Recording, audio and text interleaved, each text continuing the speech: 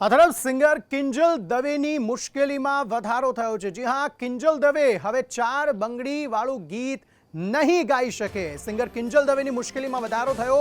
હાઈકોર્ટે વધુ એક વખત સ્ટે જે છે તેને લંબાવ્યો છે। કિંજલ દવે હવે 4 બંગડી વાળું જે ગીત છે, જે ખૂબ જ ફેમસ એ ગીતથી કિંજલ દવે થઈ હતી, તે ગીત નહીં ગાઈ શકે। ગીત પર લગાવવામાં આવેલો જે સ્ટે છે તે હાઈકોર્ટે લંબાવ્યો છે। વધુ માહિતી મેળવીએ દિવ્યા ચૌહાણ પાસેથી। જી દિવ્યા।